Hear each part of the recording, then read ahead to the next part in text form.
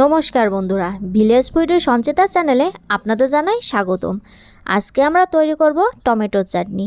এই টমেটোর চাটনির রেসিপি আপনারা সম্পূর্ণ দেখবেন।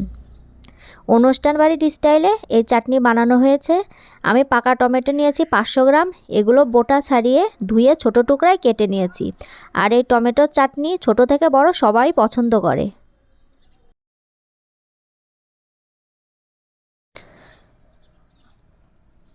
কড়াই গরম হয়ে এলে এর মধ্যে সামান্য পরিমাণ দিচ্ছি সাদা তেল, দিয়ে দিচ্ছি 5 ফোড়ন, এলাচ, লবঙ্গ।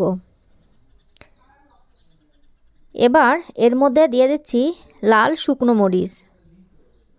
কিছু সময় ধরে নাড়াচাড়া করে নেওয়ার পর এর মধ্যে দিয়ে দিচ্ছি আগে থেকে কেটে রাখা টমেটোগুলো।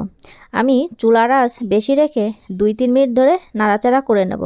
এর মধ্যে দিয়ে দিচ্ছি পরিমাণ মতো লবণ ও হলুদ গুঁড়ো।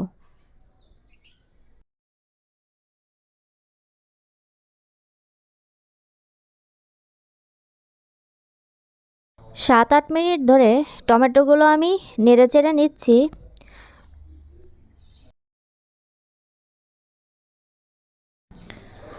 যখন টমেটোগুলো নরম হয়ে আসবে এর মধ্যে দিয়ে দিচ্ছি 200 গ্রাম পরিমাণ চিনি। চিনি দিয়ে আমি আরও কিছু সময় ধরে নেড়েচেড়ে নিচ্ছি।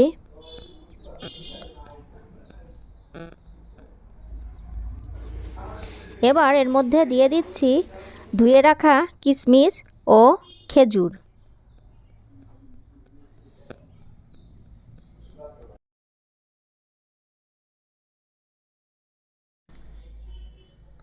খেজুর ও কিশমিশ দিয়ে দেওয়ার পর আমি আরও 2-3 মিনিট ধরে রান্না করে নেব। দেখুন চাটনির কি সুন্দর রং এসেছে। এখন এর মধ্যে দিয়ে দেব 1 চামচ পরিমাণ খোসা ছাড়ানো সরিষা। আগেকার মা ঠাকুমারা এরকম করেই চাটনি রান্না করত। আপনারাও বাড়িতে এরকম করে চাটনি রান্না করবেন, দেখবেন চাটনির স্বাদ কতটা ভালো আসে। এই তো তৈরি হয়ে গেল বাঙালির অতি প্রিয় টমেটোর চাটনি।